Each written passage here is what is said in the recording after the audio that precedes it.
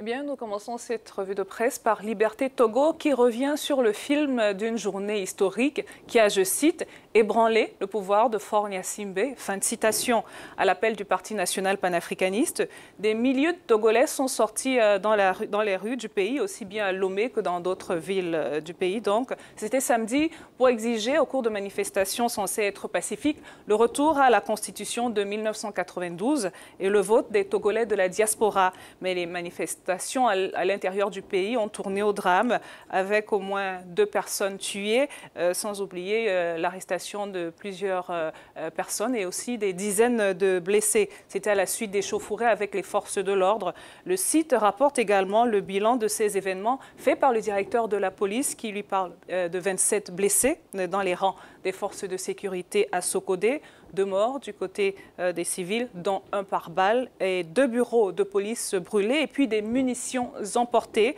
Tout en présentant ses condoléances aux familles éplorées, il a appelé les organisateurs de cette marche à la retenue et à surseoir donc à cette manifestation. Mais malgré cet appel, hier dimanche, il y en a, certains militants ont de nouveau tenté de se regrouper au niveau du lycée d'Agoé, mais ils ont été sans ménagement dispersés. Les courses-poursuites se sont soldées par des arrestations, dont celle du secrétaire général du PNP, le docteur Sama Bossi.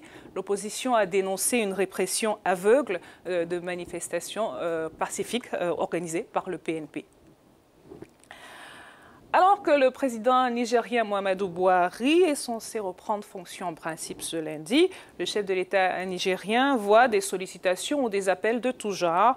Selon The Vanguard, des groupes de jeunes ont multiplié les sorties pour lui demander de se prononcer sur un débat en cours dans le pays en ce moment, débat sur la restructuration du Nigeria avant les élections de 2019. Un sujet qui a rebondi suite à une sortie du parti de l'opposition.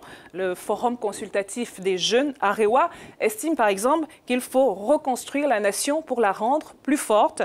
Du côté du parti au pouvoir, l'APC, on s'étonne et on s'amuse de cette demande de restructuration émise par l'opposition qui, jusqu'il y a quelques mois encore, ne voulait pas en entendre parler. L'APC, le parti au pouvoir, tient tout de même à informer les Nigérians qu'il n'est pas opposé à une restructuration du système de gouvernance qui mette le Nigeria sur le chemin de la croissance. Et puis, terminons cette revue de presse avec une incursion dans The Times Live. Énième rebondissement dans l'affaire impliquant Mme Mugabe et ses proches en Afrique du Sud. Une des employées de l'hôtel dans lequel il est reproché à Mme Mugabe d'avoir violenté un jeune mannequin. Eh bien, cette employée a fait l'objet d'une fausse couche après avoir été poussée, dit-elle, par un des fils Mugabe. Selon l'article de Time Lives, elle avait été transportée à l'hôpital après avoir été bousculée. Elle aurait par la suite perdu son bébé. Les responsables de l'hôtel, qui n'ont ni confirmé ni infirmé cette information, ont déclaré qu'ils allaient gérer cette affaire en interne. Et je rappelle par ailleurs que grâce Mugabe est retournée au Zimbabwe, elle a pu quitter le pays après avoir obtenu l'immunité diplomatique et cela devrait lui permettre d'échapper à des poursuites judiciaires.